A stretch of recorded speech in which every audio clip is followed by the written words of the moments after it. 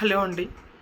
ఈరోజు మదనపల్లిలో జరిగినటువంటి ఇన్సిడెంట్స్ మనసున్న ప్రతి ఒక్కళ్ళని కదిలించి వేస్తుందండి. ఇంత అమానుష సంఘటన అండి. 7 సంవత్సరాల పసిపిల్ల, చిన్న పిల్ల ఆటలాడుకునే పసి వయసులో ఆ పిల్లని పక్కింట్లో ఉన్నటువంటి వెధవ తీసుకువెళ్ళి మర్డర్ చేసి డ్రమ్ములో దాచిపెట్టాడు.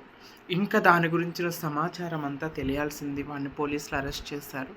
ఇంట్రాగేషన్ జరుగుతుంది. కానీ రోజు రోజుకి ఈ ఘోరాలు పెరుగుతూనే ఉన్నాయి. వీటికి అంతమనేది లేదంటారా? ఇలా జరగటానికి కారణాలేంటి? Social media ఎఫెక్టా?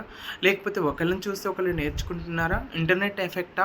వీటిని తగ్గించే మార్గం ఎక్కడుంది? పొలిటీషియన్స్ కానీ వీళ్ళందరూ కూడా పోలీస్ డిపార్ట్మెంట్లు కానీ కఠినమైన చర్యలు, కఠినమైన చట్టాలు తీసుకొచ్చినప్పుడే ఇలాంటివి ఆగుతాయండి. ఎందుకంటే ముక్కుపచ్చలారని పసిపిల్లలు ఎంతోమంది ప్రాణాలు కోల్పోతున్నారు.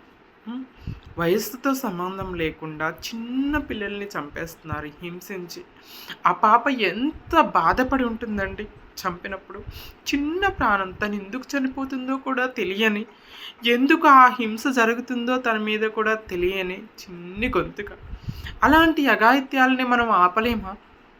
సొసైటీ బాధ్యతగా తీసుకుంటుంది. ఇప్పుడు ఆ పాప చనిపోయిన తర్వాత ఊరు మొత్తం, ఊరు, వాడ, రాష్ట్రాలు మొత్తం కలిసి మీడియా మొత్తం వచ్చేసి న్యాయం జరగాలి అని ఫైట్ చేస్తుంది. కానీ చనిపోయిన పాపనైతే తీసుకురాలేరు కదండి. ఇలాంటి నేరాలు జరగక ముందే కఠినమైన చర్యలు తీసుకురావాలి. ఏది ఏమైనా జరిగింది చాలా అమానుషం, చాలా ఘోరం. ఆ తల్లిదండ్రుల శోకానికి అంతం లేదు. ఆ తల్లిదండ్రులకి దేవుడు మనోధైర్యాన్ని ప్రసాదించాలని కోరుకుంటున్నాను.